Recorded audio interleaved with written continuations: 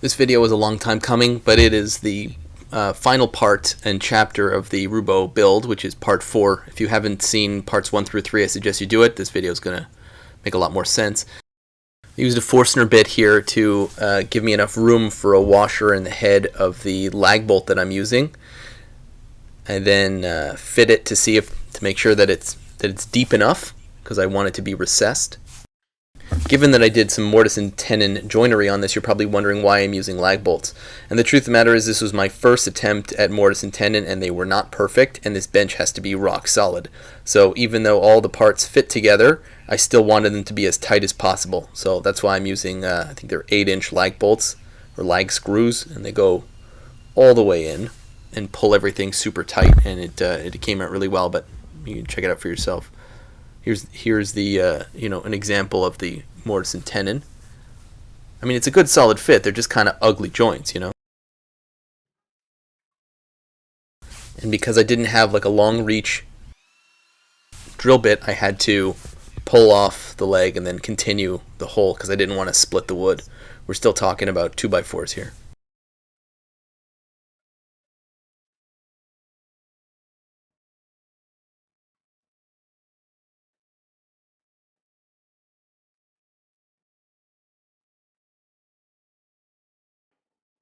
And to give myself an extra challenge for this build, I decided to not charge my impact driver. So what you see here is the last little bit of juice that it has as I try to screw this bolt in. So I used 8 lag screws or lag bolts for the base. I'm not going to show you every single one. I just, I showed you the first one, and then here's another one, and that's how it went. Yeah, it's a lot easier once you charge the impact driver. You notice when it finally gets tight how it snaps it tight together, and that's what I was looking for.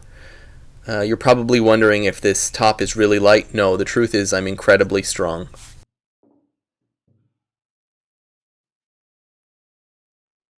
What I'm doing here is a similar technique to the lag bolts that I used for the base. I'm doing it for the top, and you're thinking, what? Yes, I am actually going to bolt the top on, and it'll be flush with the top because I'll recess the head of the bolt in the washer. And then if I need to, I can plug it with some dowel, 1-inch dowel, but I haven't done it, and I've been using this thing for about a month now, and it hasn't been an issue at all.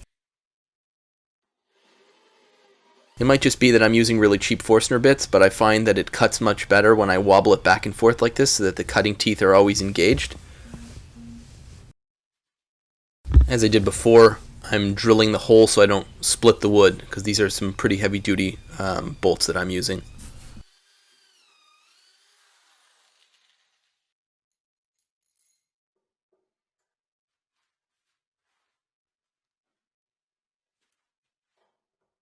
This time the impact driver is fully charged, but my mistake here was not waxing or putting soap on the bolt, so there's no lubricant for it. And eventually I just probably wore out about 20% of the brushes on my impact driver. So what I ended up doing was taking it as far as I could go and then switching over to a ratchet.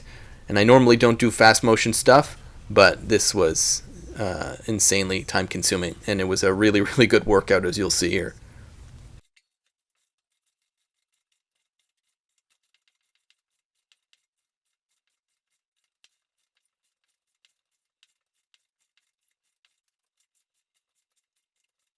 And I did that for all 4 sides. So I've clamped down my level and use it as a straight edge guide for my circular saw. And I'm going to make a few passes here because it's some pretty thick material and I didn't want to bog down the saw. So I'll make one pass and then I'll change the depth until I get to the final depth, and that's about 2.5 inches, and luckily that was the exact max of the circular saw, so I was able to get the job done without having to use any handwork on this.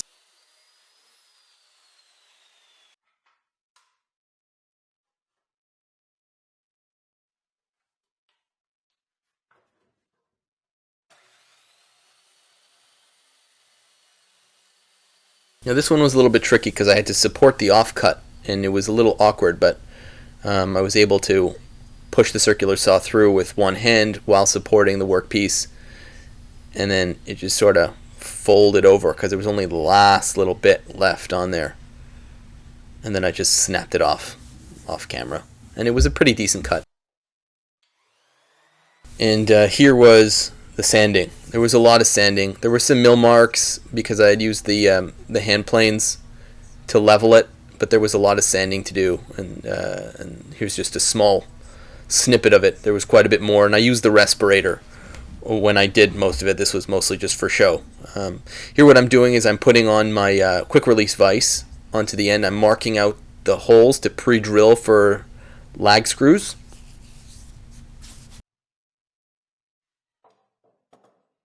I was able to get that vise off Craigslist for 20 bucks, and it's an old 7-inch record quick release vise, and I'm really happy with it. But that's one heavy sucker, so you'll see in a second I have a bit of a challenge sort of holding it up while I bolt it on. But once I get the first one in place, it just kind of snaps in.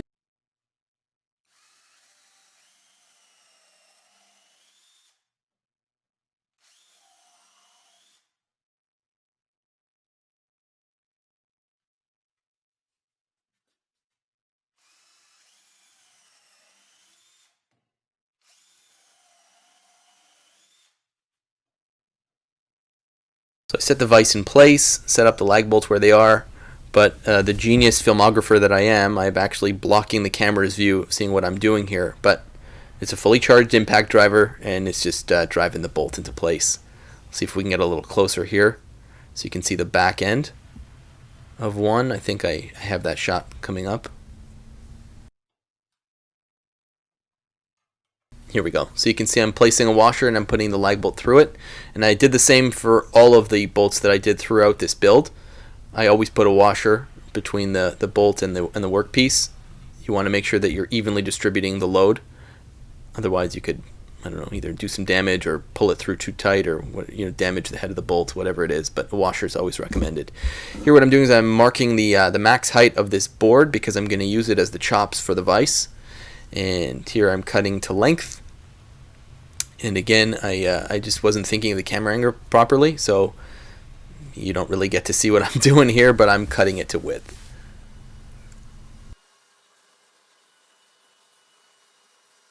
It looks like my left hand is in danger here, but it's actually not. You're just not seeing how far away from the blade it was when I put it down.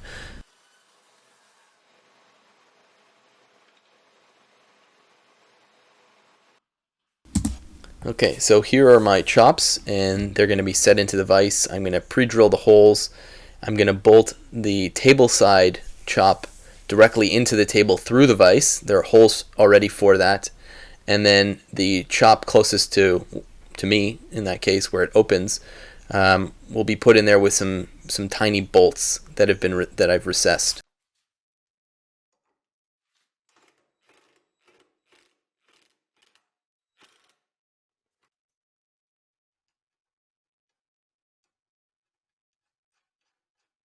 Now I had to get a little creative here with how I was going to bolt this on. So what I did was I took a screwdriver bit and I put it inside and clamped it against the head of the bolt, and then I used wrenches on the outside.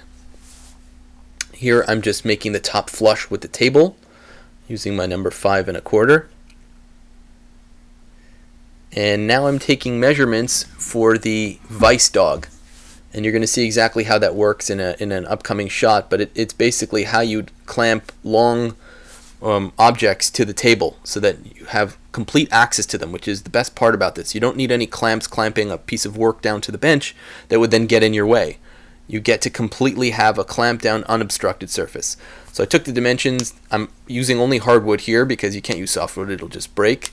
And I probably use millimeters there because it's easier for me anyways, when I'm using really demanding dimensions. And again, here I'm embarrassed by the camera angles, but basically what I did was I chopped into the piece of wood and the dimensions that I needed, and then I just cut it off. And now what I'm doing is I'm drilling a hole into the vise dog so that I can stick a screwdriver into the access slot and pop it up when needed, and then it could just be pushed down when not needed.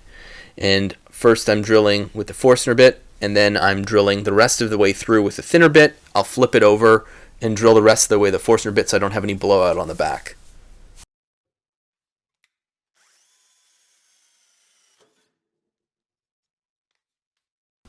So here's exactly what I was talking about. The hole lets me push it down in. Now it's flush, you can't see it.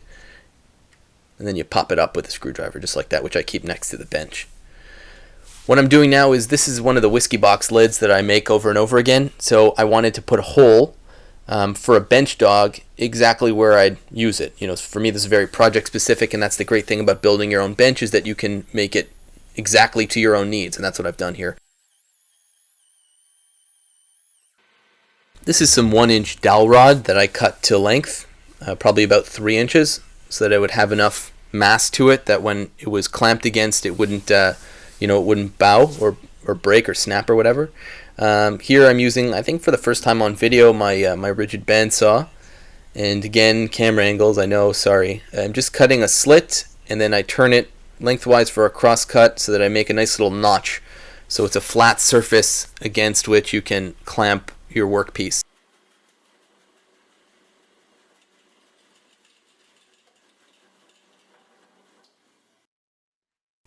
So you can see the bench dog's been pounded into the table there, and it's removable obviously. You can pound it flat or take it out with a mallet, and then it just gets clamped into place with the vise and the vise dog, and then it's firmly in there. It's not going anywhere, and that's it's the first time I did this. It was a pleasure to mortise these hinges out for this lid. So thank you for being so patient. That concludes the Roubo bench build. Please like and subscribe. Thanks, guys.